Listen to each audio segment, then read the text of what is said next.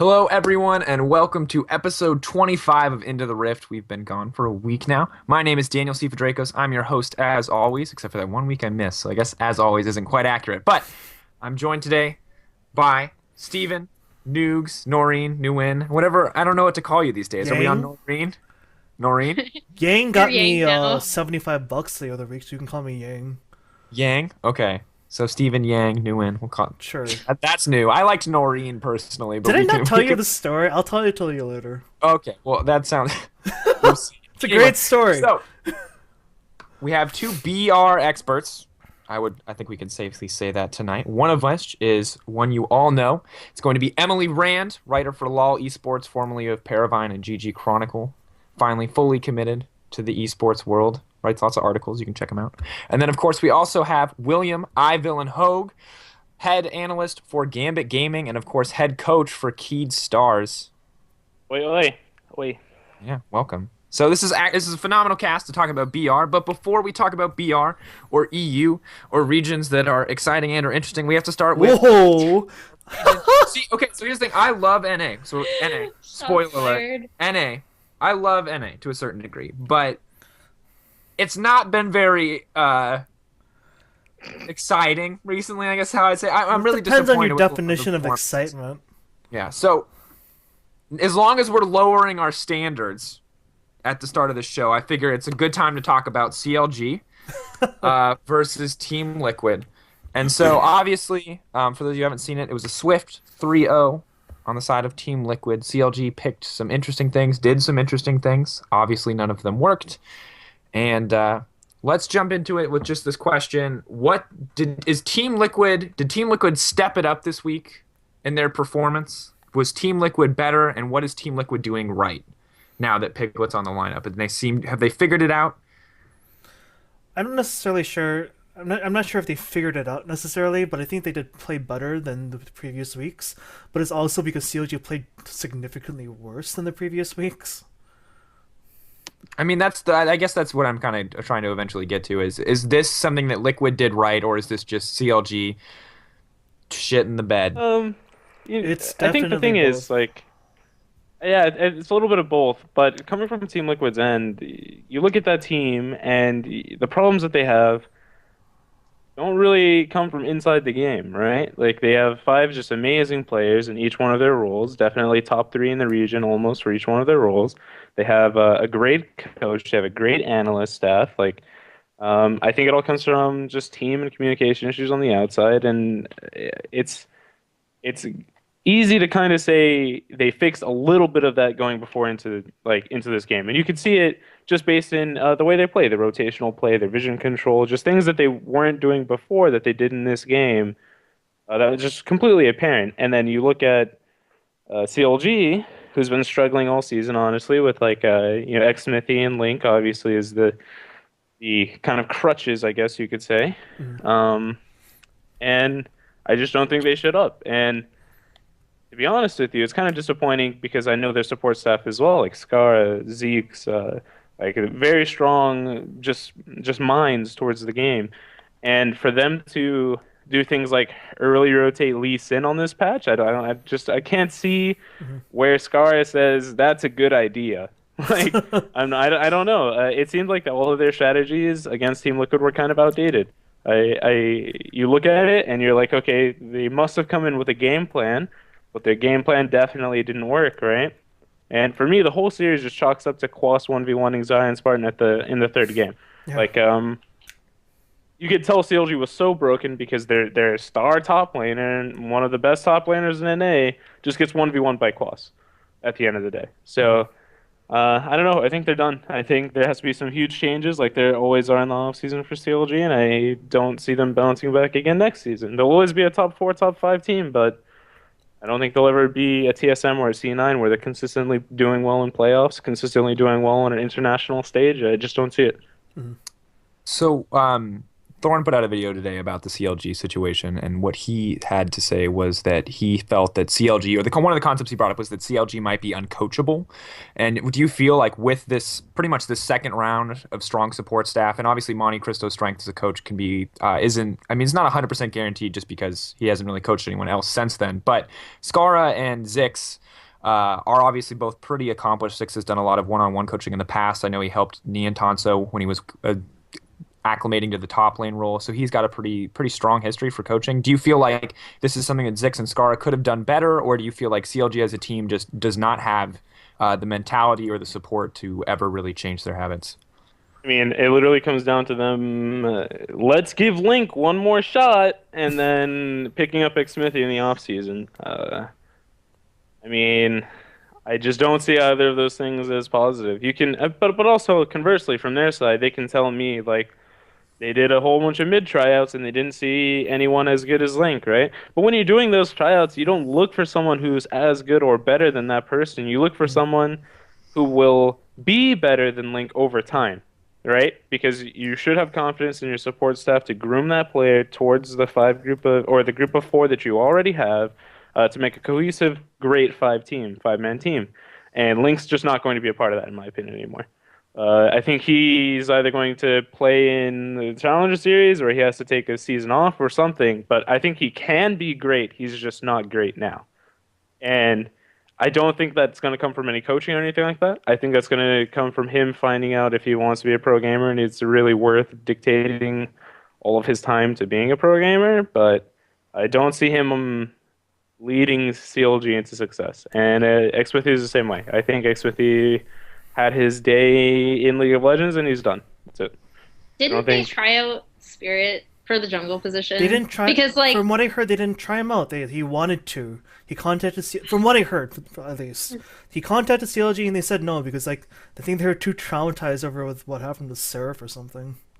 Oh my god, that's ridiculous to me. Because I mean, I honestly think they would have been 100 times better just keeping Dexter. I had no idea why they keep Link but kick Dexter, and then they bring in Xmithie, and the relationship between Xmithie and Link, at least in game, can't say anything about out of game. I don't know the people like individually now, but inside of the game looked worse than the relationship between Dexter and Link last season, and that's hard to say, right? Like their ward control around mid lane, their contesting of pink wards in their early game, their objective control on Dragon in the first 20 minutes of each game of this season just looked like had nothing to do with them ever talking to each other. And I think right now, if you look at the top teams in the world, you have just across the board, right? You have like a top lane and support synergy for 1v2s and 2v1s. You have a jungle and support synergy for 2v2s and ward control. And then you have a jungle and a mid synergy to control the middle of the map in the first 15 minutes of the game. If you don't have all three, you're never going to be a top team. And CLG is maybe one of them. Like Zion and Aftermoon synergy is top tier. I would say maybe like top 10 in the world.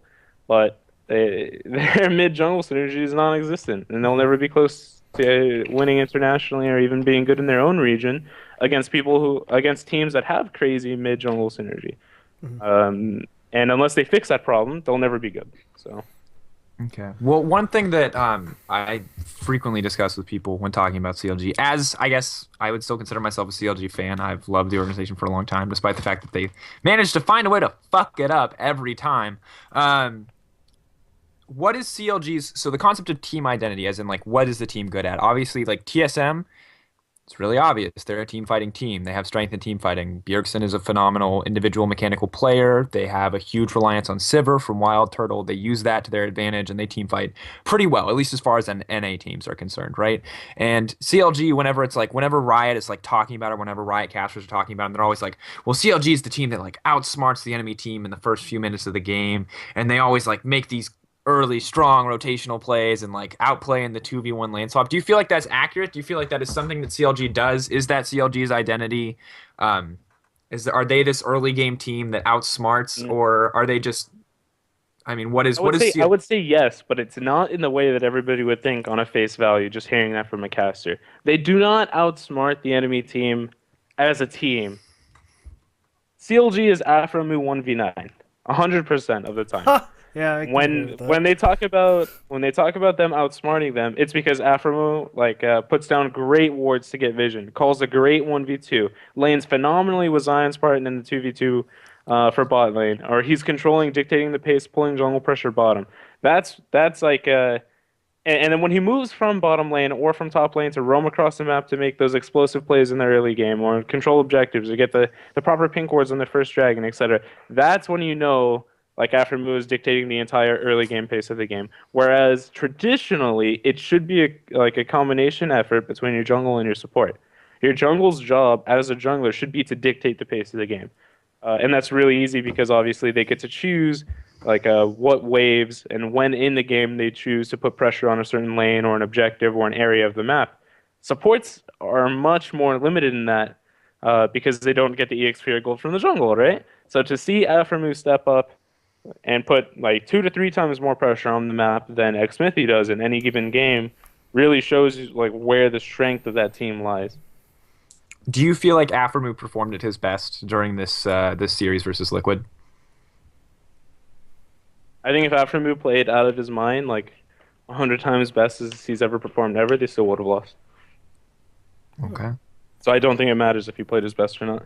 Like, he is a 1v9 person, but there's only so far you can carry the mechanical mistakes of Xmithie and Link in that game.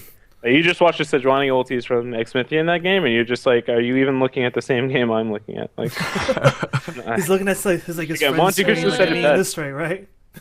When Monty did the VOD review of the Xmithie ult? the match, he's like, I could have hit that ulti, and I'm like a bronze player, and it's just like I have no idea how he doesn't hit the ulti. I don't get it. Just like I don't know what's going through his mind when he looks at that play and he says, "Okay, I think it's a good idea to ulti the air here." That's best. That's best for my team. I can throw it into this crowd of people, and no matter how they move, it's gonna at least hit someone. Or I can throw it over here, and if one person blows flash into it, we win the team. Yeah, nice.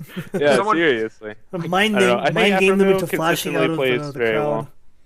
I think Aphromoo could literally just be like, NA's hope if he went to just a different team, or if CLG just cleaned their act and decided that they weren't going to settle for quote unquote potential on Link and Xmithie.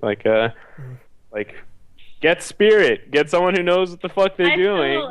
And then learn to play as a team and not hate each other. The thing I'm worried about is on an awful team right now. And he's 1v9ing, right? Like awful team. And he is carrying them Tigers. so hard. Like, he is leveled up. Like, I know a lot of people disagree with this, but he's, in my opinion, with the supporting cast he has and what he's been able to do, he's the best jungler in the world. He is right the best now. jungler in the world. Like, he is I don't ridiculous. Think that's and the way he played on Blue and the way he's playing right now on WE is ridiculous. And to think that CLG passed that up. Allegedly. We don't know for a fact. Yeah. Right? To think that they would have is ridiculous to me. Just seeing what he can do on the team he is on right now, surrounded by I'd honestly rather have like that fifth man of the team not be able to say a word to me for 3 months during the split than have Xmithie on my team. Like in that case. I don't know. No, you compare Xmithie to Spirit, and then you're just like, there's no comparison. Exactly. Like, how do you compare like a world champion to Xmithie? The thing I'm concerned about is that even if they had Spirit, like, I wrote a piece on like how I felt about like CLG, and I really think like it's hubris. They for some reason they just think they're so good. Like, for whatever reason, I don't know. And I don't know what their shot calling is this season, because like they've always said that it's a shot calling combination of Afro and Link, and I'm just thinking to myself, why the hell are you letting Link shot call?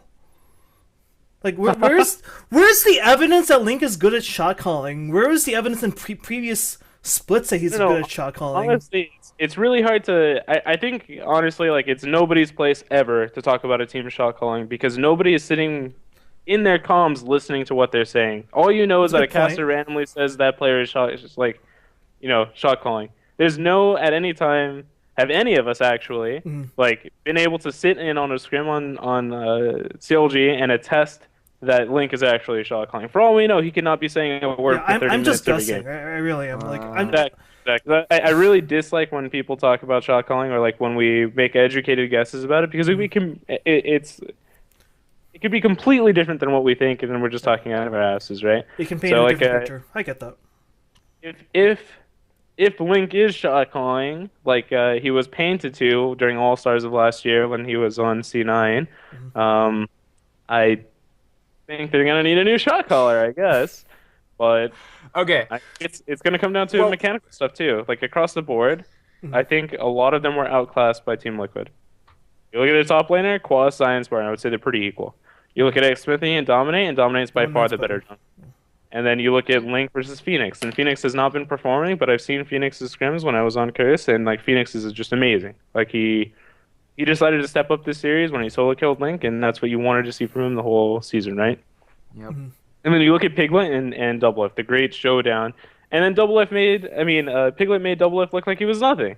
Like the whole set, like Piglet just outlaned Double F the whole set. Like I don't Mhm. understand if Double F was like I don't know, whatever. And Afromove's no way he's gonna carry the lane by himself. Even in the Afromove versus X Special lane, they're one of the top two supports in NA. So I think just mechanically they're gonna have to find an answer to Link and Xmithy in the off season. If they don't, they're gonna look for more trouble. But Mhm. my concern is that they're going to look at, oh, okay, here's the problem, Lincoln and Smithy, and they're going to swap those players out and just instantly do the same thing. Maybe with better players, maybe to slightly better results. But when playoffs come around again, they're just going to shit the bed again because, I mean, I mean, I don't know. you could put Faker on the mid lane of this team, and every other player would find a way to perform worse. I feel like I feel like if you put Spirit in Xmithy's place, he would have carried that Lee Sin game. Yeah. Like I don't know what to say. Like if you're gonna lose a game if you have like I don't know. I don't want to talk too much shit about Xmithy, but he definitely did not perform this set at all. I think he's an interesting pickup, and I think that if they decide to keep him for the next split, he's obviously going to have to step it out. And I think if they're going to keep him, they need to play around his champion pool and his picks, and obviously need him to. I don't know if they need him to communicate more, but obviously whatever the communication it is, it needs to be better because, as you said, I mean the synergy is shit. He's never mid lane when he needs to be mid lane, and that could be Link as much as it could be Xmithy. Like I don't know anything about Link, but obviously, also like you said, Dexter did a much better job. But we've talked about CLG far too much. Quite frankly, but as a CLG fan, it's easy for me to get sidetracked. Let's talk about the second set of NA playoffs, which would be Gravity versus Tip. This one, a little less one-sided, 3-1. Gravity managed to get a game back. And obviously, you've, in the past, I believe, had some experience with Gravity. Let's talk about Gravity as a team and team identity compared to CLG and what Gravity does well and what they failed to do in this series. So what did Gravity do well in the game that they won and in the series as a whole? Did they do anything well outside of the single game they won? Did they even perform in the game that they won, or was it more TIP throwing? Anybody else want to start except me? I can jump into this one. Sure. I think Saint and Keen. Oh no, sorry, not Saint and Keen. Saint and Bunny probably have the best jungle support synergy of any jungle and support in all of North America, and I think by far, actually, just working with them, they just have a great relationship inside and outside of the game. And Bunny has just grown into this phenomenal support. Now, in the game that they won, I think that was the key. That was the key to that game. Just vision control, controlling the pace of the game, just Bunny going off. I think that was it. And in the games that they lost, that was kind of lackluster. And I think Cop underperformed. I think Keen really underperformed. And then Saint was, same old Saint, and Bunny was not the best he could have been. And Hanser was actually probably the most disappointing because I worked with Hanser for over, about a year on LoL Pro on Curse Academy. And I've always loved Hanser as a person and as a player. Great potential. I think he'll be one of the best top laners in the world, not just North America, in the world eventually one day. But this playoff season was not his season, and you could tell just by, the picks, right, and his laning phase against Impact. I just think he just wasn't ready for a world champion, right? Because the whole season you look at Impact and you're like, okay, it's just some random player, and he's getting better and better every week. But this set, he proved why he was a player, why he was on SKT, why he's feared kind of. So on TIP's side, they just did everything right. Like Zhao Zhao finally decided to play the game. Apollo showed everybody he's not just the same Wiz Fujin on from Coast. Rush showed everybody why he's the jungler to fear. He's the aggro jungle to fear. I think the set was decided in draft each game, and CIP just needed to play their game, and Gravity didn't play theirs, and the set was over. Do you think if Gravity had maintained that jungle support synergy that you're talking about, that they would have stood a chance, or do you think? It would have had a chance, but the games would have been hard. They misplayed on the draft. I won't say they lost the draft, but the way they drafted games forced them to try to play a certain way that they didn't play in the games. Mm-hmm. They didn't truly understand their comps when they're going in.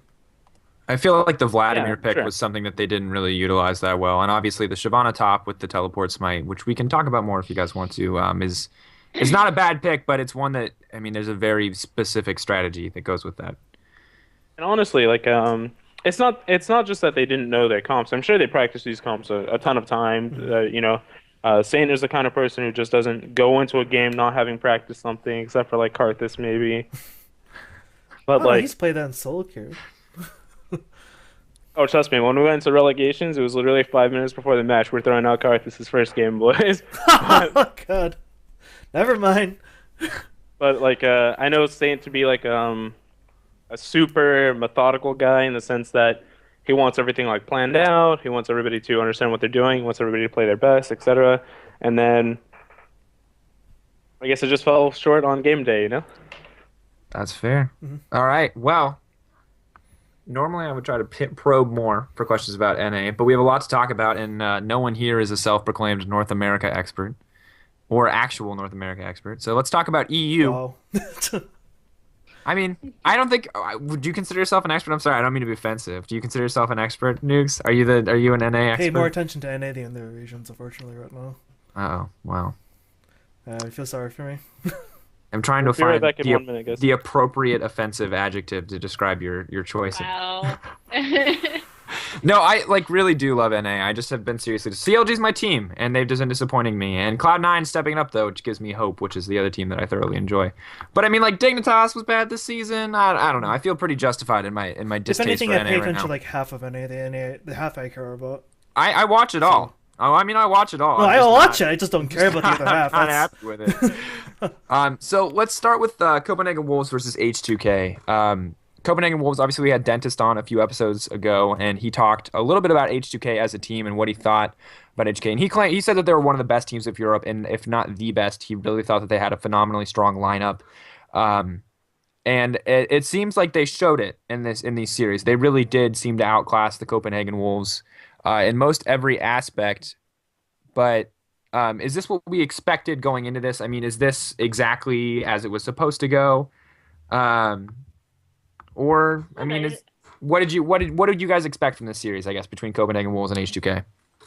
Well, I think I am also of the opinion that H2K is like one of, if not the best team in Europe still, in spite of like a couple of missteps they had on the new patch. Just because I feel like they're one of those kind of teams that is so much greater together as five than they are as, individual players.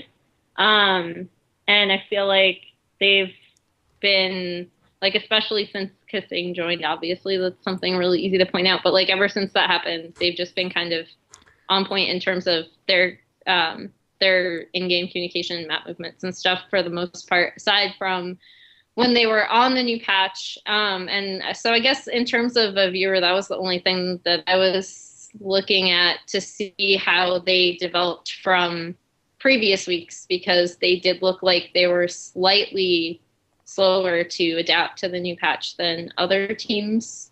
And this is like a very different patch, so they're not the first team I've seen kind of make those small missteps. But in terms of comparing the Wolves to H2K, I think H2K is just better all across the board in terms of... I don't know. I have to say you're wrong there. Yeah. I disagree.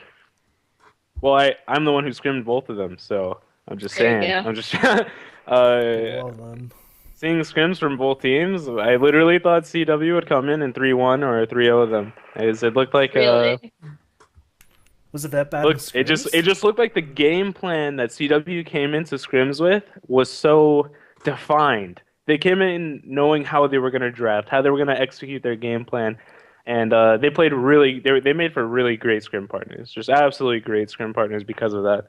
And when we scrimmed H2K, it seemed like they were different. It seemed like they were kind of, they were still in that state of we're going to test this out. Maybe we want to play this comp. Maybe we want to play this comp. We're going to ban this stuff.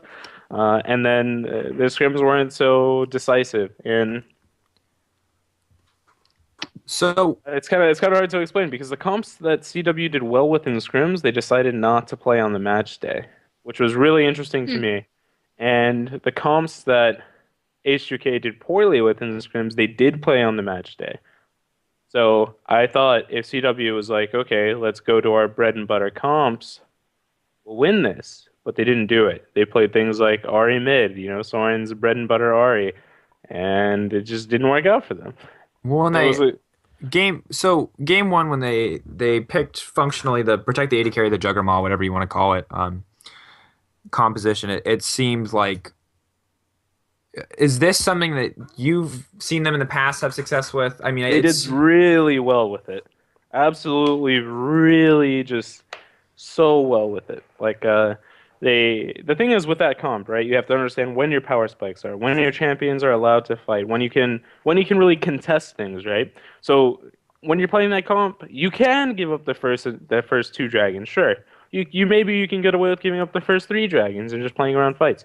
Now the thing is they didn't do that. And in scrims they did. In scrims they said, we know our limits. Like we'll let Diamond take the first two dragons for free, sure. We're gonna play our comp to its strengths. We're gonna get vision control. We're gonna work as five. We know how to use our spells. We know exactly what to do. And then they played a beautiful comp. And then when they played it on stage, I think it's first game of the day. You have the crowd jitters, you have the stage jitters, and it just didn't come together. They contested things they would never contest with that comp that you never should contest. Their ward placement was absolutely terrible. Unlimited's roaming was absolutely terrible. Airwalk's aggression with that comp was so misplaced. Um, and I think the only player that played exceptionally well the whole set was Youngbuck, actually. Youngbuck came up and surprised everybody, honestly. Youngbuck for the last two splits has been known as the worst player in all of LCS. And I think Youngbuck came into this set saying, I have something to prove. And to me, he absolutely proved it, even though they lost. He solo killed him. He played a great, just overall game. He made obviously some mistakes that you can chalk up to just overall team miscommunication. But I just I really wanted to see Copenhagen Wolves come out and play a lot better than they did. And their coach Dentist, just absolutely great guy.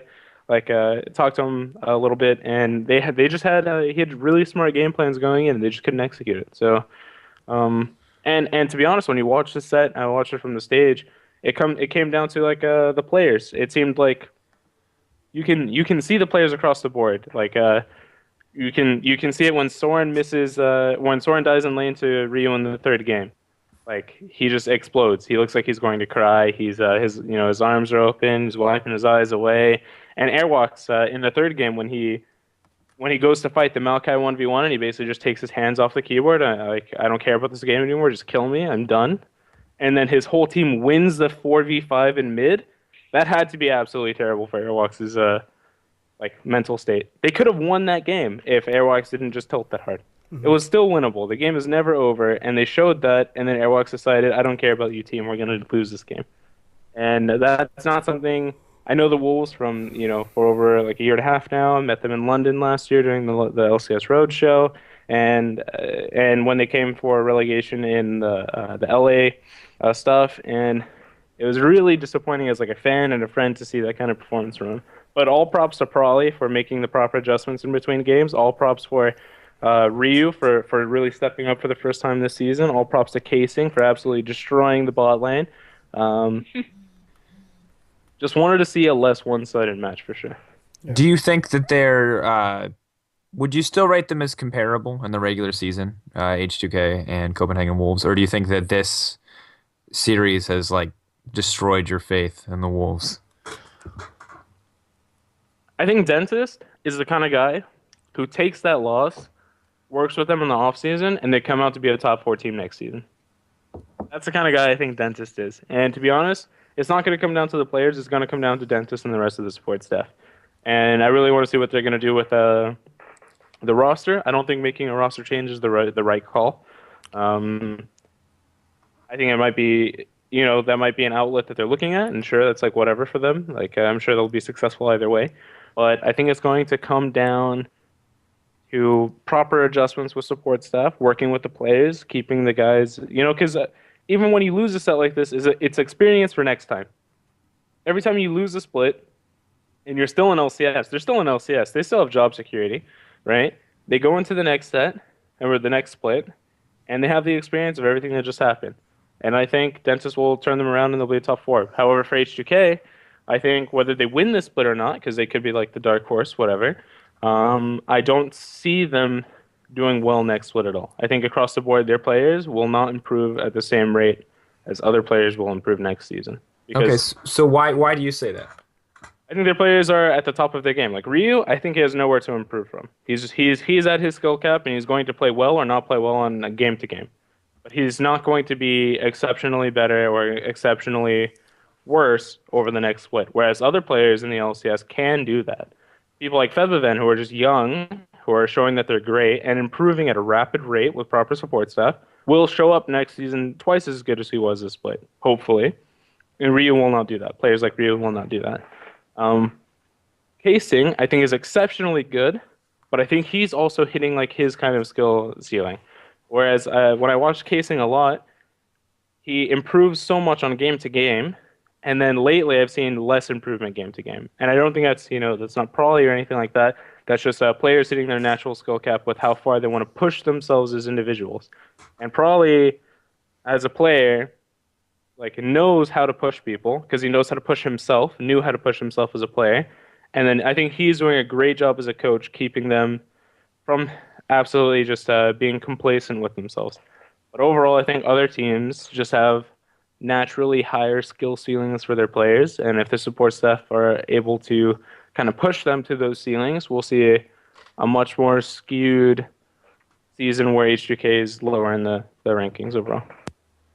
I don't know. I see. I don't know much about Dentist's coaching style. Obviously, I've talked to him very briefly on this show, and I thought he was a good guy. But I don't really have any insight into the way that he coaches the team. So I'm inclined to believe that H2K will place higher, just because you talk about them not having a skill ceiling. But that means they're already performing at a pretty solid level, and obviously it's been enough to carry them this far.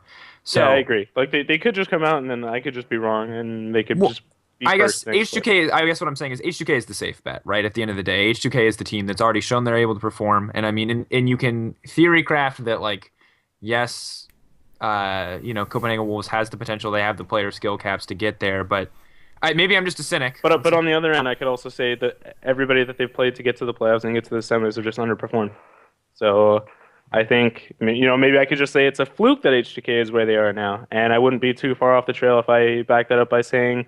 I have the evidence that CW played super well in scrims, and obviously scrims don't translate to stage play. But overall, I think if CW play their absolute best that they've shown to me in scrims, and H2K plays their absolute best, which I guess they kind of have and haven't shown in scrims, I think CW is just the better team. But I do think across the board, their roster individually, it's like Emily said earlier, CW is a better team, but not better individually, whereas H2K is much better individually, but not a better team.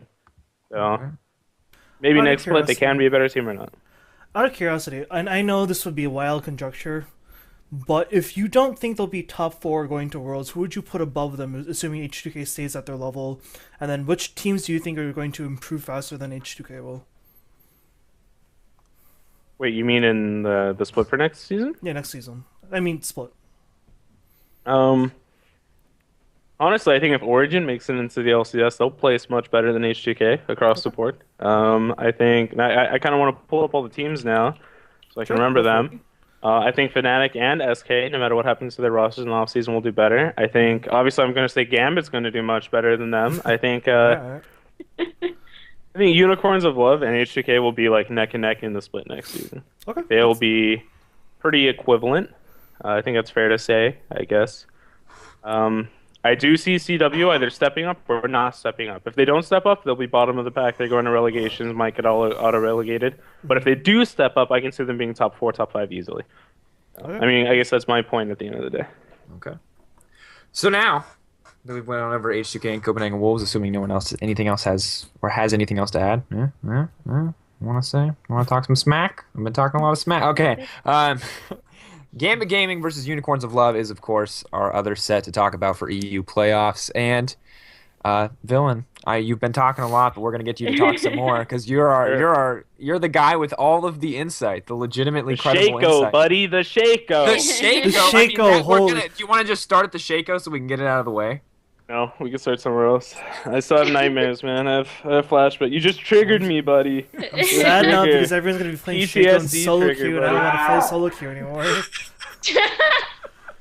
Who's screaming in the background? That's phenomenal. That was Leviathan. He's you getting go. the triggers, man. Yeah, it's The just Shaco triggers. Oh my Just god. mentions Shaco and he goes catatonic. Oh my god.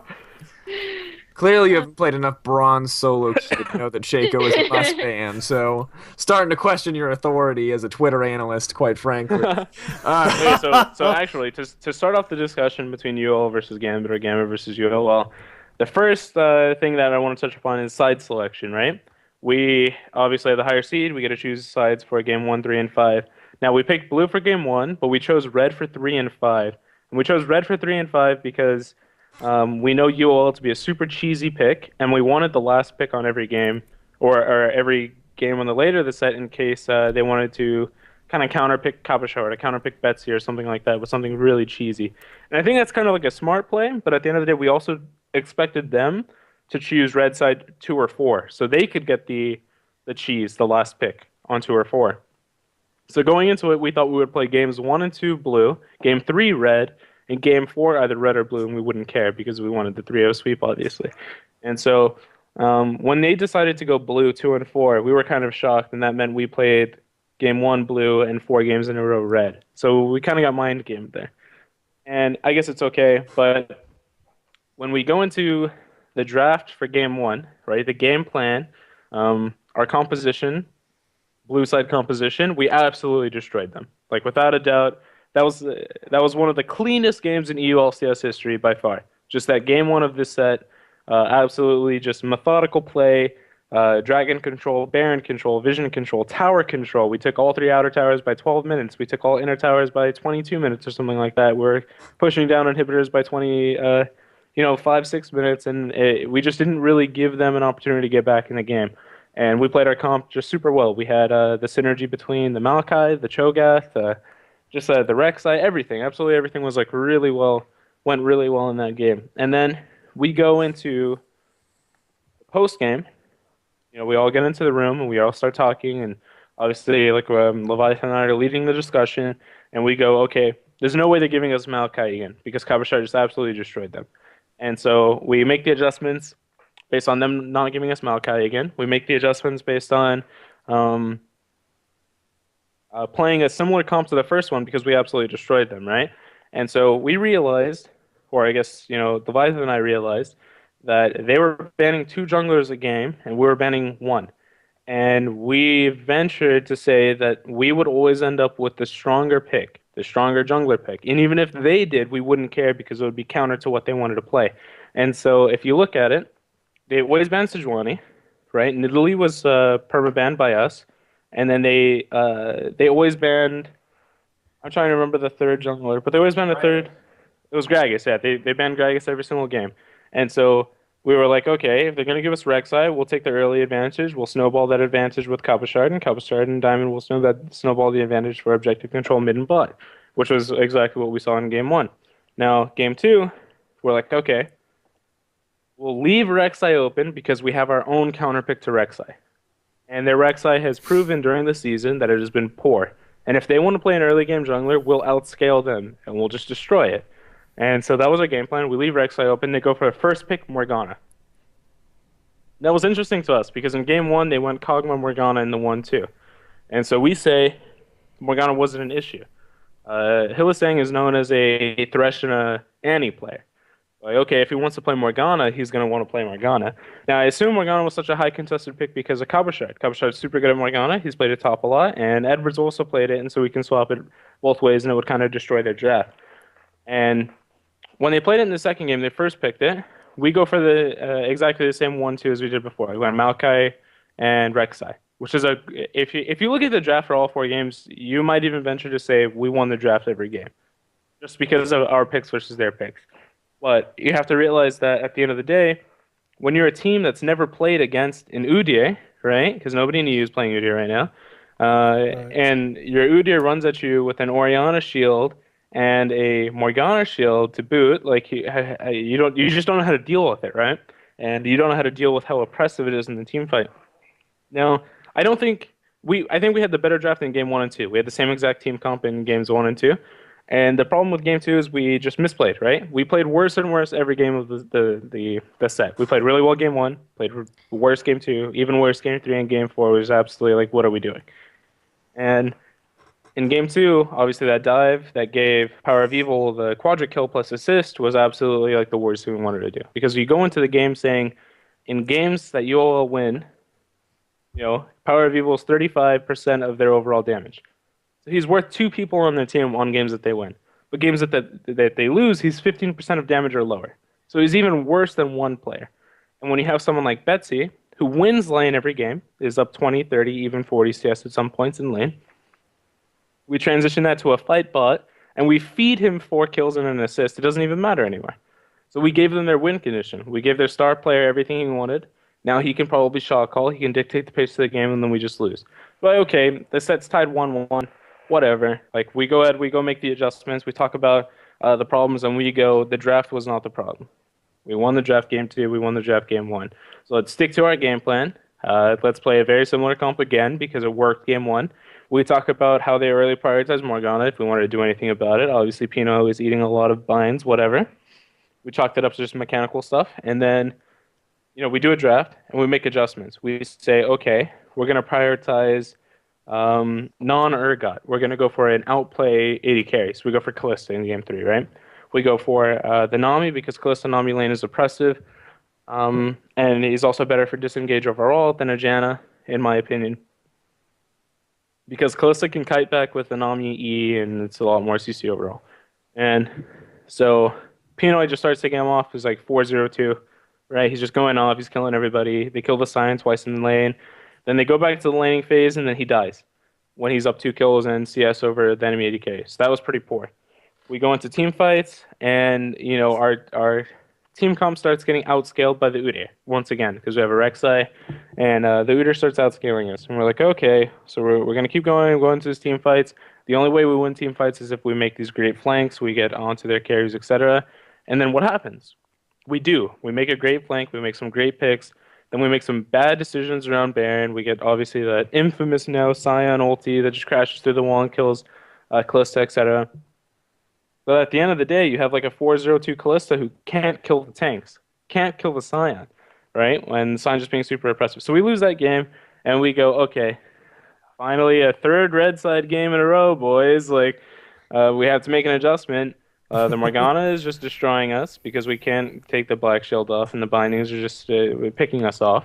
Hylissang played out of his mind in terms of his vision control. Everyone's saying he hit all the skill shots, but that's not what you should be looking at. You should be looking at his movement. He put himself in places where those skill shots would matter.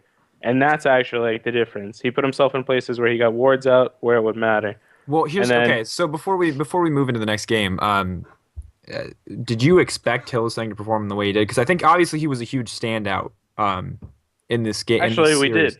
You did? We called for it. We basically said we're going to respect ban his Annie every game, and which we did. We banned Annie every game because his Annie is just out of control, and UOL focuses so much on the Annie engaged to start their fights with him. We're like, okay, Hylissang's a god on this champion. We're just going to not let him have it.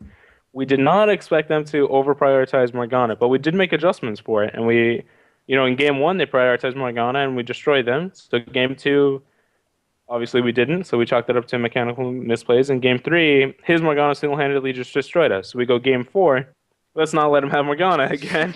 So, obviously, 2v1 is much better. Or I mean, two wins to 1 loss is much better. So we go, he's not having Morgana again. So we scrapped the Morgana, we scrapped the Udyr. I think the mistake that we made was that we picked we let them have the option to first pick Maokai, because what we should have done was we should have let like done the same thing in the case that like you leave Morgana open so we can play against it in a certain way. We left Nidalee open, which is Kiki's like a star champion. But okay, maybe they're gonna first pick Nidalee, or they're gonna first pick something, but they first picked Maokai, and that was like a shock to us because we were just like they're probably not Maokai players, whatever. And so we picked the Hecarim, which is okay, but the problem with Hecarim is that Hecarim goes Ignite and not Flash. And so Yul just says, okay, we're going to play Shaco, buddies. Like, and we're just going to perma-gank the Hecarim because he has no Flash. And it worked out. And when you've never played against something like that, you've never played against Shaco before in 2 years, right, or competitively or anything like that, you don't know what they're going to do with it, what they're going to plan for it. So we have last pick, and Betsy basically says, they have a Shaco, I don't want to die. Like, I just don't want to die in lane out to like a cheese level 2 gank, like Udyr, Flash Bear in game 2.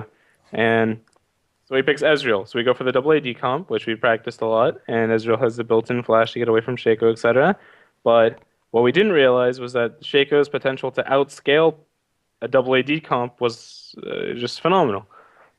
He got ramped up. And the great thing was it didn't even matter that Diamond outfarmed him by like 80 CS by 20 minutes. It just didn't matter because Shaco just perma-farmed the side lane until he was up 100 CS on Diamond.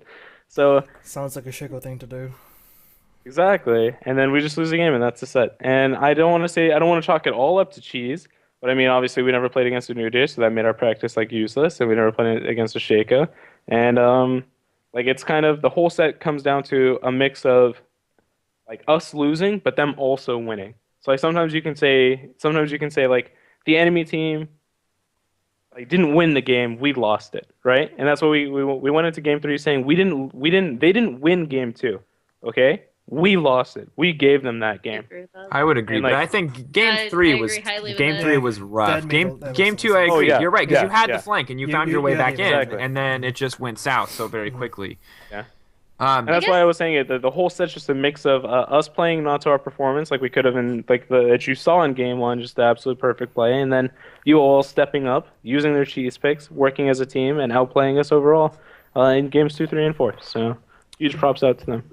so I have a question, just in general, like in terms of evaluating Unicorns of Love and a team like that going through a playoff run. How, because like they are kind of that team, right? Like where if they pick something wacky, like everyone was like, "Whoa, Shaco!" But like, was anyone really surprised that Unicorns of Love of all teams would actually pull that out? Like, I wasn't. Like, if you asked me what ULCS team's going to play Shaco, I would have been like, "Oh, Sure. UOL," because they play crazy shit all the time. Sure, but- yeah, but Um, if you ask I guess what crazy my- jungler is UOL going to play, would the answer Shaco ever come to your Yeah, mind? no, it wouldn't. But my point is that what I want to ask you is how well does a team like that do in a playoff run? Like, is it sustainable, or do other teams look at this set and be like, okay, like we can figure this out? Because I guess we saw a bit of that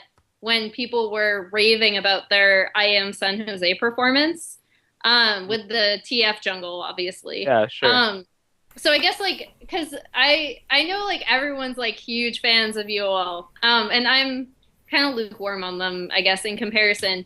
I just want to know how far a team like that can go, in your opinion, like in an actual deep playoff run when they come up against just overall like incredibly superior teams, in my opinion, in terms of like, Yeah. rotations, At the vision control, end that of the stuff. day, I think if SK or Fnatic played our team comps against their team comps, they would have destroyed UL 3-0. Like, Okay. Okay.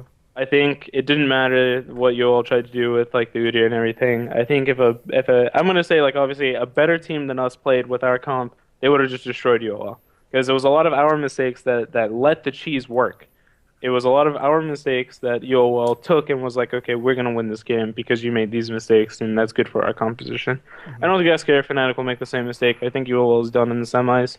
If they somehow upset the team and they get to the finals, I think they're done in the finals. They're just going to end second place. I don't think they're going to take it. I think either SK or Fnatic or H2K is going to take them out. And Do you? Okay, honestly, like going into next split from Gambit side, right? I think you're going to just see a much better team overall. Like we struggled with a lot of outside of game issues, like internet issues. The, basically the first 3 weeks of the league, we didn't have internet. We didn't have like a house, right? So we went 0-5. We get internet, we get everybody practicing, we go on this crazy win streak, and we only lose. I think we only lost 3 more games for the rest of the split off of the 0-5. So it's like I think on the next season, the next split, we'll have a much better showing overall in the playoffs. We'll have a much better showing overall in the split, and I think that'll be entertaining to watch. People like Diamond come back to his former glory.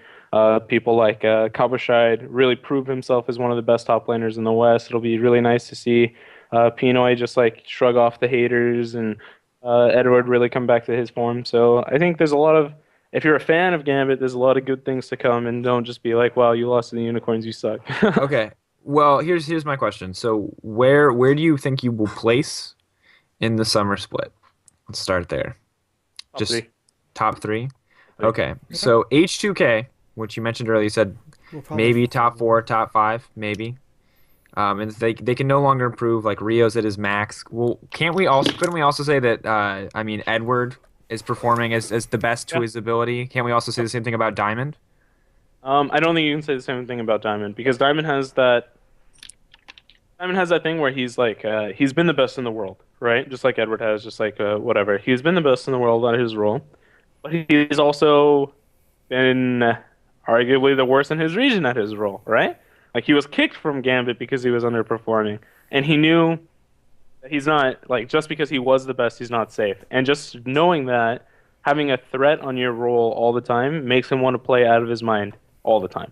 And he's stubborn, but he's learning to move from like a season 1, season 2 mindset to now a season 5 league. And I think like with coaches like Leviathan, coaches like me, analysts like me, and more support staff. Shout out to Moo, who's also a Gambit analyst. He's just going to become better and better. And with pressure from up and coming players like Kabashar, Pinoy, Betsy especially, they're going to be pressuring him to be the very best every single game and not let him get away with making silly mistakes, because it's their careers on the line too. So I think in H2K, they don't have that pressure.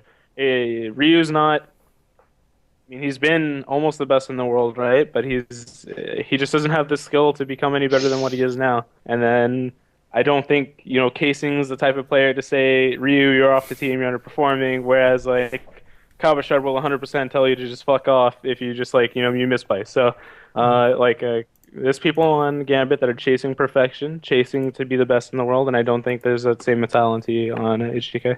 All right. So with the season coming up, if you were to play this series again, what would Would have just picked blue side games 1, 3, and 5.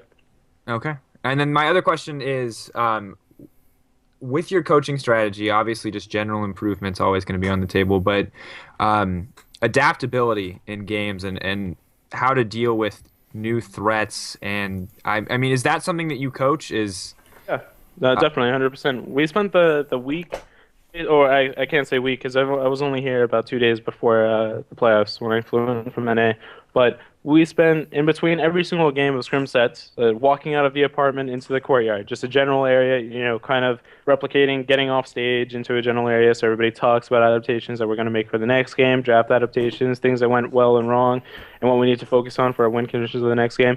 We spent in between every single game just doing that. And that was kind of rough because our apartment was on like the 5th floor, so it was like 10 flights of stairs that they had to climb. And it was just like, they got the workout and like the playoff prep too, so that was pretty good. I'm sure they hated us for it, but and then that really prepared us for adaptations in the set. You could see after game 1 when we won, and we're all talking about the adaptations for game 2. Everybody's confident, everybody's feeling happy. It's Betsy's first set, BO5, BO3 of his professional career ever. He's only ever played BO1s, even at IEM Katowice, it's group stage BO1. He goes into this, Betsy's never had the situation where he's had to win or lose a game, go into a room and figure out how to win the next game. That's never been the case for him. So we do that, and everybody feels great. Everybody's confident. We go into the game plan for the next game. We get a perfect draft. We lose the game, though. We come into the room, and everybody is just as confident. Everybody's just as level-headed as when we won the first game. And that's what you want to see from your team. That's how you know your team is prepared to adapt in between games, that they're not letting the series nerves get to them, not letting the crowd or the stakes of the game. Because at the end of the day, it doesn't matter if you win the set 3-2 or you win the set 3-0 or 3-1. You're winning 3 games, right? And it doesn't matter if you're 1-1 in the set or down 0-2 or you're up 2-0. Just because no matter the score of the set, the rules of League of Legends don't change. The rules of the game don't change. And that's something that Leviathan and I drilled into the players, and it really worked out. So that is something we do coach. The adaptation, the playoff over the regular LCS season. So Okay. I'm excited. See, okay, so I should be clear here, and I probably should have said this when we were in pre-call, but I used to just shit on Gambit, kind of like I shit on CLG, mostly because previous to this season, you guys had kind of a lackluster performance, and quite frankly, I've always been a Diamond fan, and he was disappointing me in a way that I can only compare to, I guess, Double Lift. So seeing him step up and seeing things start to work better is really awe-inspiring, and obviously apologies to the Gambit organization for the untold amount of shit talk I've said publicly, and I think that what you've said today and the strategies that you've talked me through has restored my faith in Gambit as a team, and I think I'm excited to see you guys play in the next season, and it officially gives me an EU team to root for that isn't Fnatic or Origin, so it's cool. But thanks for the support. Yeah. Now that I've apologized officially to Gambit for being a shitter. Wow. Oh, it's true. No, I'm being, I said I'm the shitter, not Gambit. All right. Now we're going to talk about Brazil, because EU's done. And once again, this is the region where everybody gets to talk, Emily. Yeah, Emily. So we have 2 things to talk about. We have the INTZ versus Keed preview to talk about, but we won't start there. We're going to start with Pain versus Kaboom Black and the interesting third place set. Third game, I mean, it wasn't. Yeah. All right. Well, someone start us off. I mean, the standout. Can you like restate the topic, like the question, like like you said BR scene, but like BR scene has 10 teams. I want to start. We're gonna end. I want to end on INTZ versus Keed and just talk about the preview and talk about what you're doing with the team. But to start, let's talk about the playoffs so far, and most recently, obviously, Pain versus Kaboom Black would be the series to talk about. Yeah, the 3rd, 4th place match. So let's talk Pain versus Kaboom Black. What happened? What needs to happen? Game 3. I feel like, how do I put this? Because I'm like in the middle of writing something, I guess, and I don't know if I'm going to be able to articulate this very well, but I'll try. I feel like this entire series is kind of a weird microcosm for a lot of different teams in Brazil right now. In terms of an up-and-coming team that I feel like does know to a pretty good extent of what their strengths are and what their many, many, many, many weaknesses are, including many weaknesses are. Game in Kaboom Black and what their strengths are, which is kind of these 5v5 team fights. And then you have a team like Pain, and I feel like a lot of people think that I just shit on Pain and I hate them, and I get all these questions and I ask at them Emily, why do you hate Pain Gaming? And I don't actually hate Pain Gaming. I don't actually hate anyone, to go on the record for that. But I think that Pain has been really used to within the scene, even to some extent last year, although they showed some glimpses of some interesting things when they had Lacti and Paula on that team, is kind of being able to beast your opponents in lane and not really have to worry about an overall team identity. And by a team identity, I don't actually mean the composition you're running, but going into the game saying, okay, what are our players? What are their roles on the team? Not their positions, but their actual roles. What do they do well? And it's a good thing to make the distinction between that too. Because it's really easy for people to say a mid lane is supposed to do this or a mid lane is supposed to do that, but really for your team, what does your mid laner do, right? What does your team do? And I feel like Kaboom Black, for all their foibles and I shit on their early game and all that stuff, I feel like to some extent going into that series, they knew what their team is capable of in terms of like what their players can actually do to contribute to the team. And that's, I mean, I don't think they figured it out completely, but I feel like looking at that series, I see a team in pain that has no idea what they can do with the players that they have, in my opinion. And I know that sounds really harsh, but I've only felt a very few amount of times that Pain has had a really good idea of, okay, you know, BRTT is good at this. Kami is good at this. Surti is good at this. Dade is good at this. And Leko is good at this. Before and this we is what we actually do with that team. And they're going to continue to slide downward if they don't figure that out, is my opinion. Because in that series, I saw that they can still beat Kaboom Black based on mechanics and experience, just in-game experience, like knowing kind of instinctively what to do when, because you've just seen it so many times. But Kaboom Black, they came in, like, I think Game 3 is the best example. They have this kind of cheese comp with Yasuo AD carry that they've obviously been practicing on a team with 4 knockups, and they just beast through the game with 5v5 team fights, in spite of the fact that they lost the laning phase pretty hard. That's actually one thing I really want to touch on, because everyone's like, oh, Pain, best team in Brazil. Oh, Kami, best mid laner in Brazil, whatever. But like, here comes the Kami rant from. If you win laning phase that hard that you did in that game, and then you lose to the Yasuo AD carry, you do not deserve to be called a top team in Brazil, or a top team anywhere. If you play as well as, I think Pain played absolutely great in the early game for that game. Yeah, they did. Like, if you play that well, but you say, wow, they have a Yasuo AD carry, I guess it's time to lose now, boys, and then they lose, I don't know what you're doing. It doesn't matter if you win the set anymore to me. Pain showed that Kaboom was the better team overall, in my opinion, in that set. And yeah, I just don't, yeah, like, that's why Pain, like, if anyone is wondering why, like, Pain drives me up a tree, like, that's why. Like, I don't see them except for... And the 2 compositions were very similar, and they were both, one was actually like legit Snake Esports composition that they ran in China with like the Baka Xerath and stuff like that. And you're laughing. I know you're a Snake fan, Daniel. Don't expose me like that. Probably exposed you weeks ago. He played it with one hand, Emily. The man's a god. Baka for life. We exposed you as a Snake fan weeks ago, Dan. Oh god, I've been a Snake fan for a long time. No, but like you that was the one time when I looked at them and I saw, like, even though INTZ was saying, and this was in their previous match, even though INTZ was like, okay, they're obviously going for this protect the carry comp, and this is what we're going to try to do to counter it. I feel like Pain had a really good idea of what they wanted to do in that game, and they went in and they were like, okay, here's what our specific players are good at, and this is how we're going to protect BRTT, and et cetera, et cetera. And, you know, Kami's just going to shoot from downtown on Xerath, and it's going to work. And to the most part, it did work until they threw it at the very end.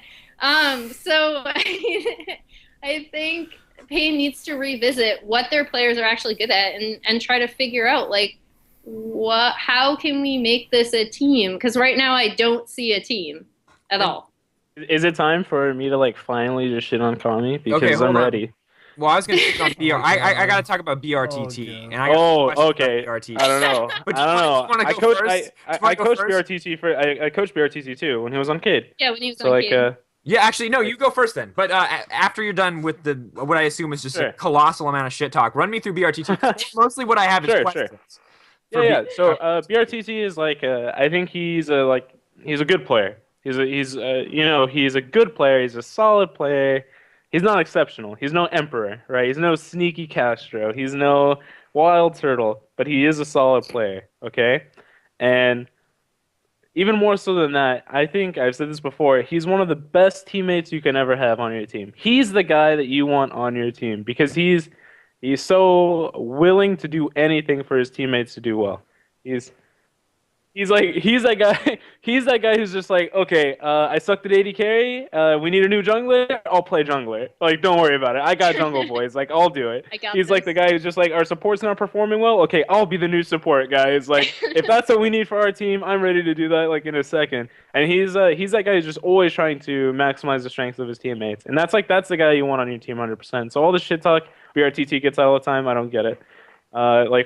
There's just one moment. There's like this defining moment for BRTT, and it's probably the defining moment because I was tricked very callously into practice casting a 64-minute game by a certain BR expert in the room, and I got to watch some of the worst wasn't- Kalista ults I've ever seen. Or no, is that the other game that we casted? That was the other game that you casted, but BRTT and Dave did have a game where they were just like so off on their And support. I guess that's AD just synergy, my but- limited experience. But yeah, I've just seen some absolutely. But that wasn't. I mean, I Support. can't. Yeah, I can't fully pin that on them. I think it's more like they played it and they obviously weren't, I guess, ready to play it because they did look a lot better together later on in the Okay. season. I think It's that's like- just like a. I think that's just a. I mean, Dade is new to the team, and they have to figure out how they're going to play do their you bot say it lane, that how way? they're going to Do you communicate. say it that way? Kabashard Is says it's like Daoud. Because he's Daoud? like Okay. Daoud is a French player, and Kabashard's French, so I just listen to whatever Kabashard said. So, Okay, Dude. I'll but when you pronounce it said correctly. I'll say Dade, I thought you I'd meant say Daydream, and I was like, when did Daydream ever play support for BRTT? But That sounds weird. one thing is like Yeah, when you think of BRTT, sorry to cut you off. When you think of BRTT, what champion do you think he's gonna play? Any given day, like if you look at Pain, and you think of BRTT, what champion he's going to play? It's super simple to answer. He's gonna play Sivir, I was 100% gonna of the say time. Sivir, He's yeah. gonna play Sivir, and like that's just like it goes to who he is. He's like, I don't need to carry by myself. I'll just give you guys movement speed so you can carry. I'll just be your best friend. I'll give you stats. Don't worry about it. Well, Like, and I think like that mentality is just super perfect. And I think he will always be a good player and a good teammate, but he won't. I don't think he's ever going to be the best. Like, I love the guy to death, but I don't think he's ever going to be a wild turtle. He's never going to be an emperor. But that's okay because a team with him on it will still be super good, and they still can succeed. They still can be the best in Brazil. I Uh, feel but like they have that's to- my problem.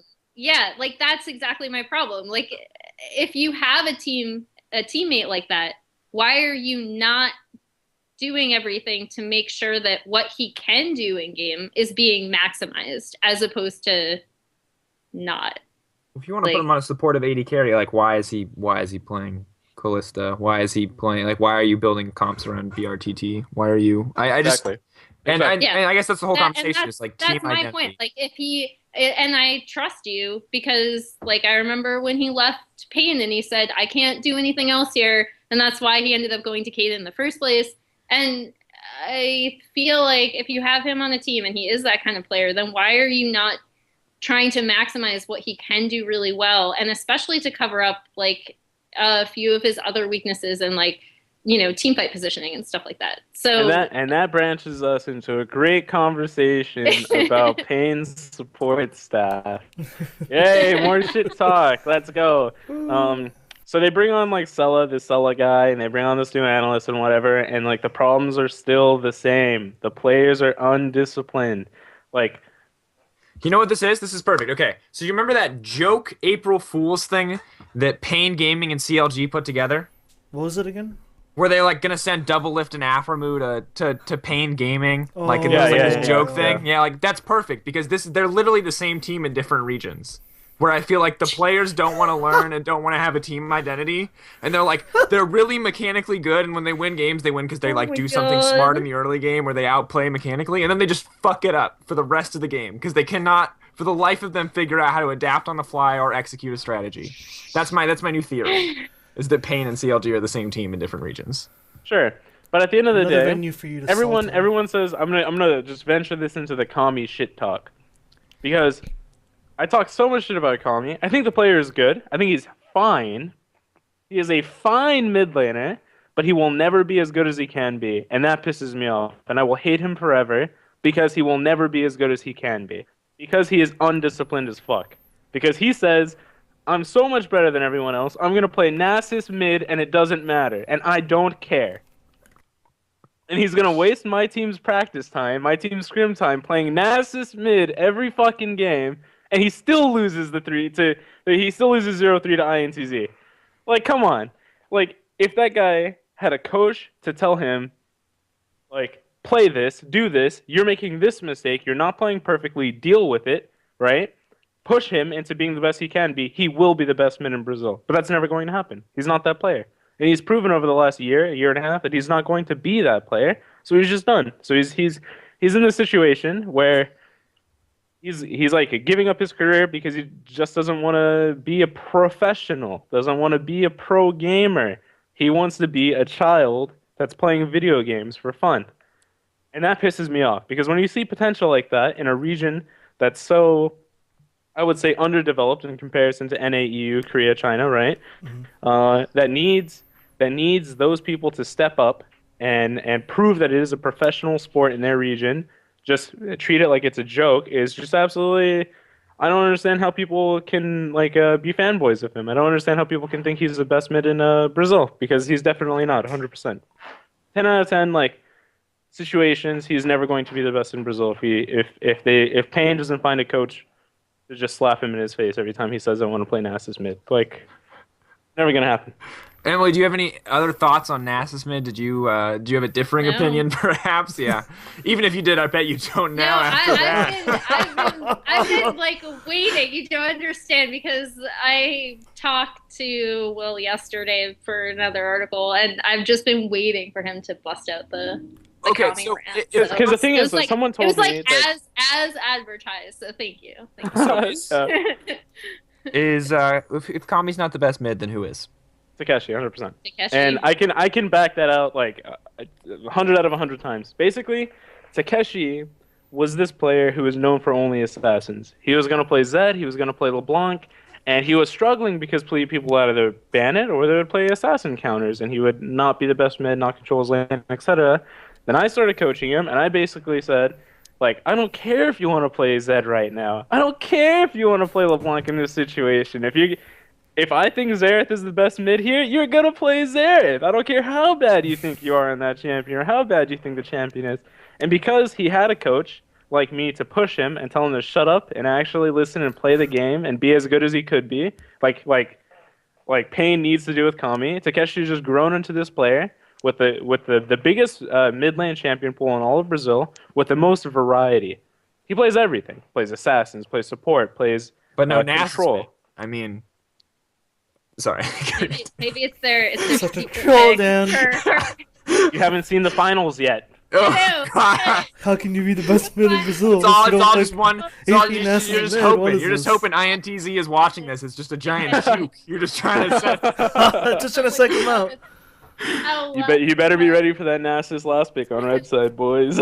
Okay, well, you know what? Let's talk about the final set and preparing for this and coaching the team. Obviously, you've talked about Gambit and prepping for this best of 5 series. Before I'm going to give Emily a chance to talk about what she thinks you should do before we talk about your actual strategy. But let's talk about just mentality in the game. And are you preparing your players in the same way that you prepared Gambit, where you sit them aside and you talk about how each game is a separate game? Or do you have a different strategy for Keed? Yes and no. You have to approach it 100% differently, in my opinion, because on Gambit we have those players with so much experience. You have Diamond, who was the best in the world. He's played so many BO5 series. He's played he's played internationally. He's played on the biggest stage that you can play on. He's just done everything, right? You have a player like Edward, same situation, and then you have a player like Betsy, who's just a solo Q star who one day woke up, got a Skype message that said, "Hey, you want to play for Gambit?" And then, he just goes into BO1 series and the LCS stage, and you have to approach that differently, right? You can let the people who have the experience tell people like Kabashard, tell people like Betsy, tell people like Pinoy, basically show them and keep them in check, and then it's just my job to nudge them all together into this one big happy family, right? But on Cade, you have people who have been the best in their region, right? Like Cade, it seems like split after split, they're known as the number 1 team, but then they fall short in playoffs. They lose in the semifinals, or they lose in the finals, or they just don't come through, right? And to be honest with you, I'm not coaching Cade to win Brazil. I'm not coaching them to be best in Brazil. I'm just not. That's not my goal. I'm coaching them to have a showing at MSI. I'm coaching them to be on par with teams at the International Wildcard Tournament, right? I'm coaching them to show that they can be just as good as NA and EU teams, regardless of where they're at from the world, right? Because if you're in EU and you're just like, oh, you know this Brazil player is super good, you're like, what, Brazil? No way, buddy, you suck. And then, and because of that, I have Kabashard and Milan, really good friends, always talking to each other. And there's like the mutual respect there. And Kabashard respects the BR scene with Milan. And Betsy and Takeshi talk a little bit. And, there's just like those connections. And so when you go into this match with Cade, you basically, or I basically, tell them that like INTZ is like we can lose against INTZ. I will say that. Like we can lose against INTZ. It is a possibility that we crumble again. But we're not looking at this split. We're not looking at now. We're looking at like a year from now when Milan's the best top laner in the world. Like we're looking at because you have to realize that Cade as a team has never had a support staff like me who's like pushing them to be not just the best in their region and like not just to be the best and be happy with being the best from where you're from, but to be best in the world, right? So I'm always constantly pushing them individually as a team. We're always through scrims. We're just always going through everything. I think with like a year's time, right? Like we get more international experience. We get to boot camp in other regions. We get to just do whatever we want, and I'll just be with them every step of the way. We'll become 100% uncontested, the like TSM of the region. Like there will be nobody who can touch us. We'll go undefeated, no problem. Can I say without a doubt that this is our split? There's like a 10% doubt, maybe, that INTZ will come out ahead and maybe 3-2, 3-1, something like that. Mm-hmm. Can I say I'm confident in my guys that they'll be able to pull it out against INTZ? Yes, I can say we can easily 3-0 this if we do it correctly. We can easily 3-1 if we come into this with the mindset. And players like Milan, who have been on the international stage, right? He's known for solo killing Voyboy top, right? Like he is going to push himself to the absolute limit in this set. And whether he wins or loses, it's about what he does next. If he loses, it's about how he bounces back. If he wins, it's about how he handles that win and translates that into the international scene in Turkey and wherever in MSI, right? It all comes down to what happens after this game and not just this game. Because the players could easily say, we're just done. We fucking lost INTZ. We're the second best team in Brazil. We're just done. Or they could win and be complacent and say we're the best team in Brazil, but we're not even close to international talent. And we don't care about this set. I'm saying like we care, but we don't. This isn't make it or break it for us. We're in for the long game. So. Okay. So now let's talk a little bit about game strategy, and obviously I don't want you to give anything away, Villain. But Emily, if we talk about what INTZ needs to do to succeed against Cade, and what you feel like, we could even talk about what you feel like Cade's weaknesses are, or Cade. Sorry, I keep saying Cade. Cade stars. Cade stars. I say Cade. Okay, Cade. Yeah, it's Cade. Cade is, but for those of you who don't know, I was recently told that Cade is named after Edu's like family lineage, so it's like actually like a family name. Oh, cool. Cade. Okay, cool. Could be wrong, but that's what I was told. All right. Well, so let's start with INTZ. What do you think makes INTZ work as a team, and what does INTZ need to do to beat Cade in this series? What do I think INTZ? How do I think? It's INTZ one word. Come on, team? it's a one name. Give it to me, Emily. One name. Okay. Well, first Say of it. all, say it. I know what the name it's is Revolta. too. God, Revolta. it's Revolta. When they Revolta. first started this split, yeah, they had their previous jungler Joko, and when they had him, they were a completely different team. That's not to say that he is a bad player, and that's not to say that he isn't actually an incredibly smart person, because he coached CNB this past split, and I have a lot of respect for him. But in terms of transforming a team from a team with a passive, like farming jungler to Revolta, is completely different. And I feel like the transformation that the team had to go under kind of made them a lot stronger. If you look at what players are doing now compared to what they did previously, with a different jungler, and then obviously just the team the heartbeat of the team is Revolta. Like he's the one who is dictating the Exactly. pace of the game. Exactly. Now, in terms of Revolta on the new patch, I still have actually a lot of misgivings in terms of what he can do in the new like tank jungler meta. I know like he kind of, and this is a weird tangent, but like you know how in Demacia Cup and then in LPL you have IG, which is like hybrid roster. They've had trouble getting together, whatever. And the only thing that worked was like the synergy between Kakao and Rookie, and then kind of the rest of the team. Like Kid and Kitties worked together well, but they didn't work together as well with Kakao and Rookies, couldn't communicate. And what happened to pull the team together was that Kakao finally remembered that he could learn how to play Lee Sin. And Lee Sin dictates the pace of the game without him having to communicate as much. I think, and even on like the newer patches, I think I'm interested to see what that team now does and like kind of throwing out their set from this past week. But If Revolta plays Lee Sin against us and we lose that game, I'm retiring. You heard it here first. wow. Okay. Whoa. Yeah, and that's what I guess that's what concerns me in terms of what they did in their first set, where he showed that his prowess on Lee Sin, but not prowess on, I guess, the new patch. So that's what I'm curious about with INTZ is how have they spent the time in between adapting to the new kind of like tank jungle meta, because it will affect how Revolta dictates the pace of the game. I totally agree. And one thing that sorry, okay, keep going. Sorry. Go. One thing that we haven't really touched on is that Revolta used to be on Cade as well, and obviously I spoke with him and I worked with him a little bit.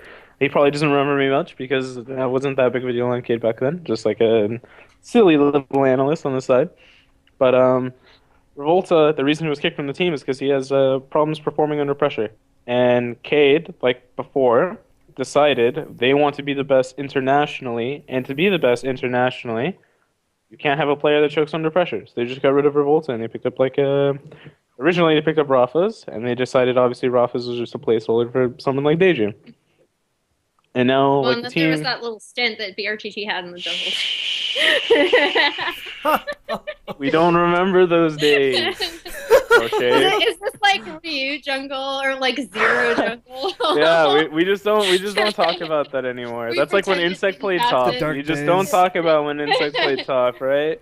The same Yeah, thing. it's like kind of worked up. I'd argue back with you on that, but this is not like KT Rolster history hour. Yeah. Of course. Well, I mean, That's a I think fight you have between a you for substantial another day. bias for KT in a lot of Oh, that's circumstances. I'll shit on KT in a heartbeat. But I think Insect's roll top was different than his roll. Oh, well, maybe not. It was similar to his roll in the jungle, Yeah. but anyway, that's And tangent. I think if Revolta has grown as a player and as a person to not feel that pressure when he's in those high pressure games, high stake games, to perform exactly the same as if it was just another BO1, another BO3, another BO5, he will be the best jungler in Brazil.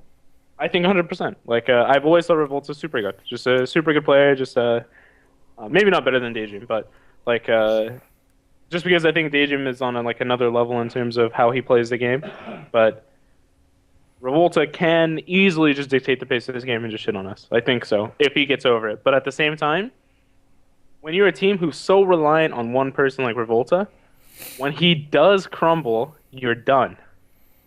That's it. Like, their game plan isn't to have their top mid and bot lane carry, it's to have Revolta shit on us. And if that doesn't happen, they're done.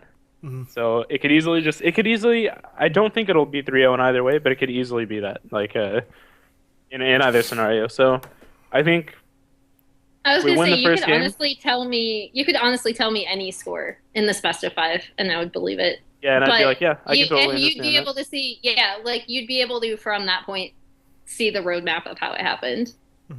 But is it fair to attribute? Okay, let's say is attributing Revolta as like the only person who's going to carry the team. Is that accurate for just this It's not- series or for INTZ in general? No, it's not that he's the only person that can carry the team. It's that he dictates the pace of the game. So like if you look at like I'm trying to think. Jockster is a pretty good example of his role on the team previously and then his role now in terms of his support synergy with Revolta and what he does on the team now. He roams a lot more, like stuff like that. Like Revolta kind of his play style and the way he uses his early jungle pressure is what INTZ lives and dies by. Like it's not necessarily that he's like having the best score or whatever. Like it's how his early aggression has transformed the team. So like Talkers went from playing more support style mids to playing more carry mids. You have Yang who then went to playing more kind of like supporty-ish style tops recently. Like I actually thought his Maokai, aside from like a couple of like misengages, was actually pretty good. Like he hesitated a bit, but I thought overall like his initiations were pretty good. And you have like Revolta, that team before, and then with Revolta on the team, every single player, in terms of, again, not their position, but the role they play on the team, it's different. So that's what I mean when Revolta, like when I say they live or die by Revolta, it's not that he's carrying, but he's not carrying in the way that you might think. No, he's just carrying from, I mean, where he puts his pressure, how he puts his pressure, if he can apply pressure, and obviously not from like a phenomenal kill score, right? Obviously. Yeah, I mean sometimes at the same time, from my point of view, if you look across the lanes, I think Mylan's going to shit on lane, on Yang, right? I think Takeshi is just going to destroy their mid lane, and our bot lane is just going to destroy their bot lane. But INTZ has the chance if Revolta and their mid laner get going, or if Revolta and Yang get going, or if Revolta can make some plays on bot side. Like, I don't think if you took junglers out of this game, I think it would be an easy call 3-0 on Cade's side, just from laning. But Revolta, what he does with his team, with INTZ, and what he has been able to do so far this split has just been next level jungling, in my opinion. Next level teamwork, next level just like as an individual for his team. But at the same time, in the 3-0 against Pain, Revolta didn't look that strong at all to me. And that was actually like frustrating to watch because once again, like I said, I know him as a person to crumble under pressure, and if he is crumbling when he's playing against Pain Gaming, I wonder how he's going to feel when he gets pressure like Daydream's in his face the whole game. I wonder how Revolta's going to feel when like Daydream walks up and solo kills him in the first 3 minutes of the game, right? Like I wonder how Revolta's going to keep his mindset for all 3 games of the BO5, or all 5 games of the BO5 if it gets to that. How is he going to stay, upright and pious? Like how is he going to do it? I don't know. I'm really excited to see. I know so much more about this series than I ever would have if you would not come on the show, both of you, quite frankly. So I'm excited. It's okay, it's all him. Well, the inside that Revolta I was going to say it was all you. Well, the inside that Revolta crumbles under pressure is huge, obviously, and that's a huge factor. And that's a substantial advantage, Will, for you to have, obviously, because now you know, and it's if everything is as you said it is, it seems like it's just I can see why you have that 10% doubt while you're 90% sure that you're going to win. Yeah. And I think it would be arrogant for me to just say we're just going to win 3-0, right? Like, I think if I was like INTZ's coach, people could chalk it up to confidence. Yeah, sure. I mean, well, you have that luxury. I guess. But if I was INTZ's coach, I could subjectively isolate it and say our win condition is Revolta plus a solo lane to carry. Our win condition is like we go in with a solid game plan designed with Revolta at the center, and if you execute it correctly, we will win the game. And if we do that 5 times, or we do that 3 times, we will win this series. And to me, the chance of that succeeding, even if it goes perfectly, gives them like a 10% edge in the series. Like I think even if they play flawlessly 100% and we play flawlessly 100%, it's not even close. They'll be 20-minute games. Like we will destroy them. I think the 3 games, or I guess, the 3 games shown this split so far with INTZ versus Cade, they did not win, we lost. And I could go back and I could watch the VOD and I can show you where we messed up in the draft, where we messed up in objective control, where we messed up setting up the lanes, and where they did it perfectly. But they're perfect, still lost games to us. They're perfect, they're near perfect, still struggled closing out games against us before. And I want to see them like, it's honestly a part of me that I'd wants to see actually them. love to pick your brain about that first game Sure. later, not now, but Yeah, sure. because I disagree.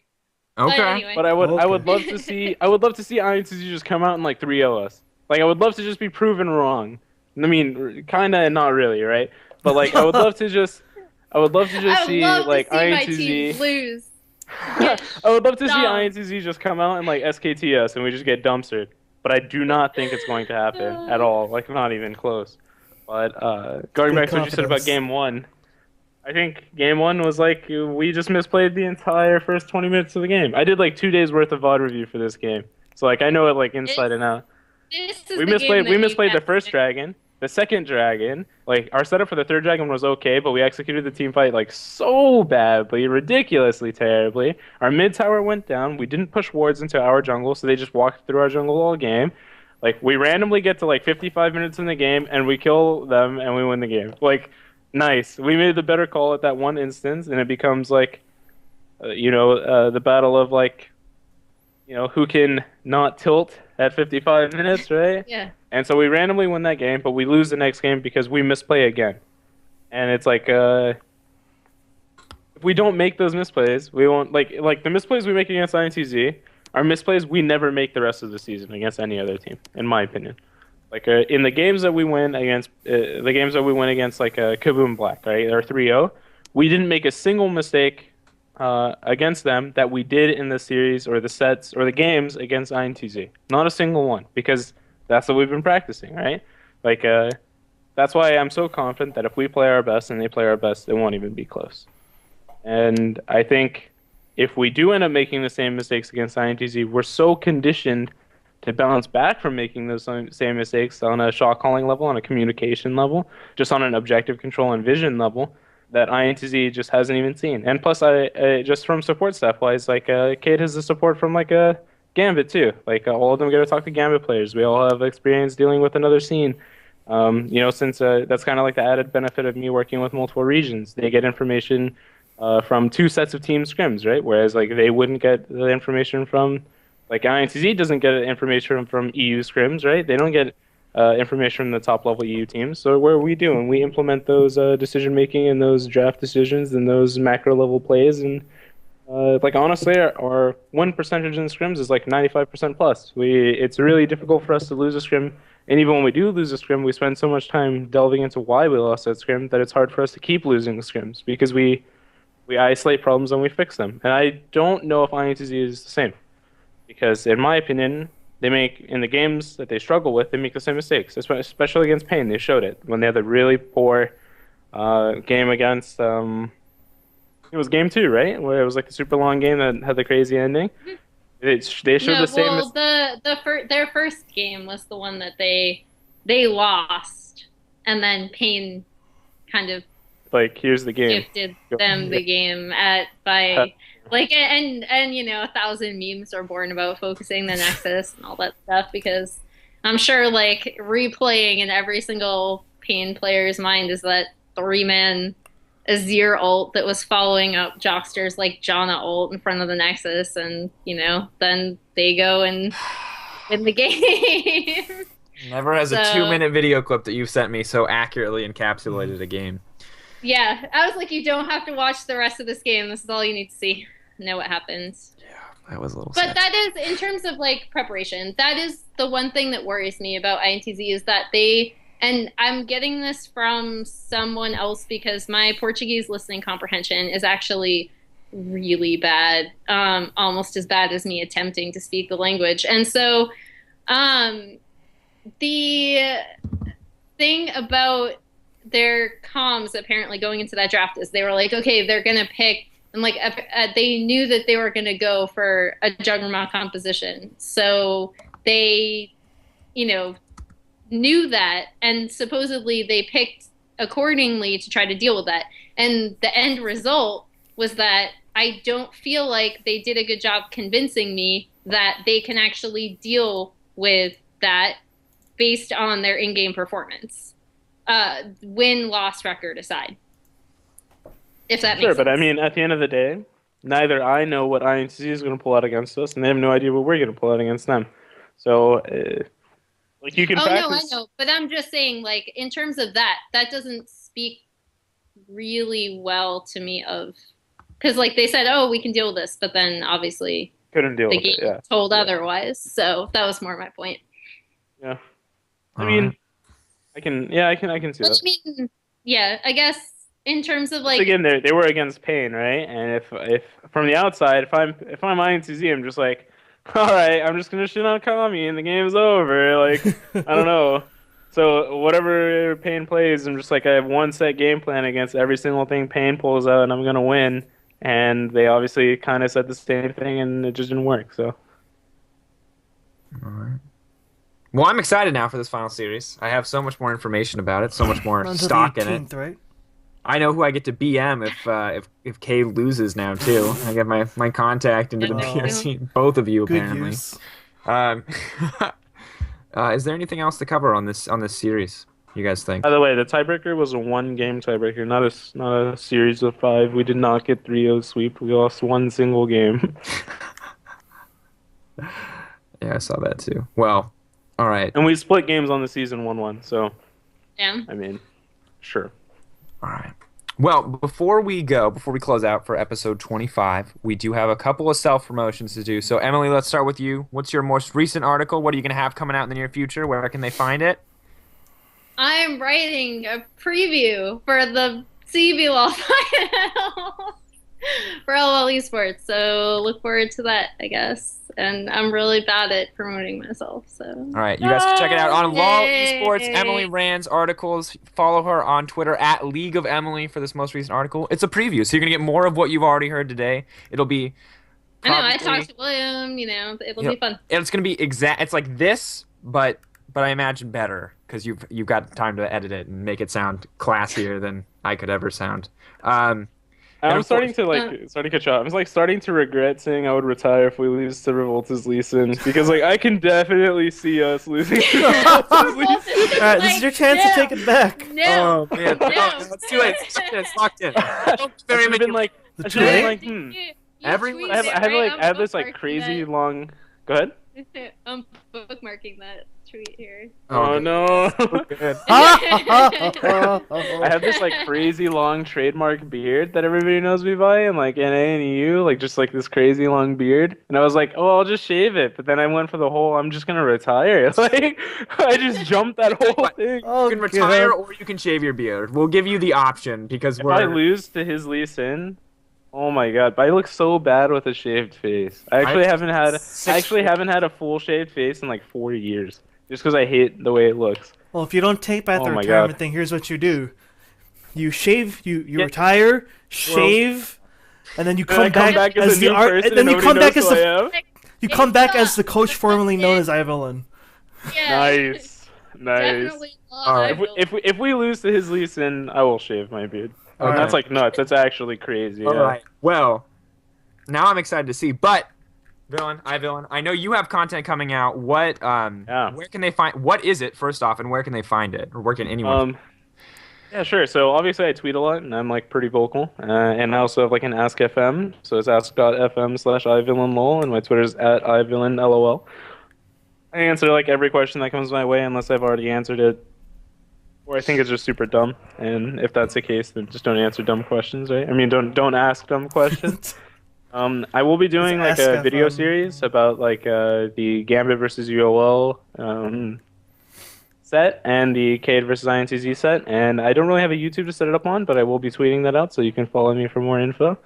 Obviously, you can check me out on Emily's article, so make sure you go read that article because it's all about me and I'm the star. So yay! All right. Nukes, do you have anything to promote? Sure. Recently, I wrote an article. Like I said earlier, I wrote an article about what I thought about the CLG-TL series.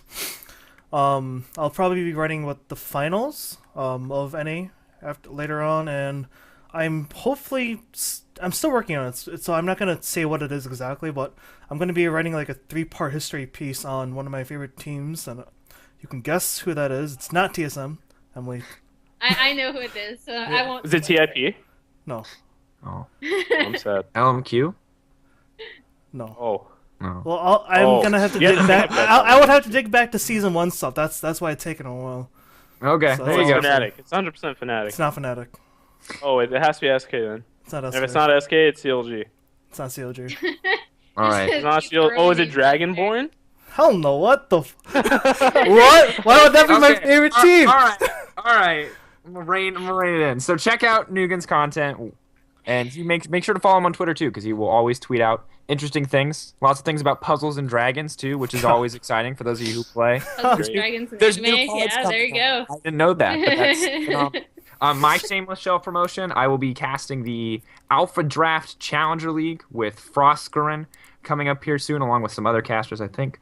And that'll be starting on April 14th. You can follow me for more information or at wellplayed.org if you want more official information on that. I think I'm allowed to announce that. I'm not 100%, so we'll see. And then, of course, follow Cross your fingers. follow Caroline. Follow me on Twitter. Follow our producer, Andy Del Rey. I think is now his new Twitter handle. He's changing his picture like 3 times a week right now. I can't keep up. He changed his But- handle to ANDIE. I don't know anymore. He's in the chat. Follow him too. He's a He's gonna great yell, guy. he's gonna yell at me for not One last remembering. thing the before name. we leave. As a show, have a big announcement coming out in the next couple of weeks, so make sure to keep up with us, and we'll keep everyone posted. Thank you, everyone, for watching episode 25. Thank you, Villain, for coming on, and Emily. Steven, you're always here with me. You can't escape even if you want to, so I'm not thanking Why you. would I You're- want to escape, man? Here we go. All right, we'll be back hopefully next week with episode 26 of Into the Rift. Thank you all for watching. You can find the VOD on YouTube. We'll see you next week. Bye.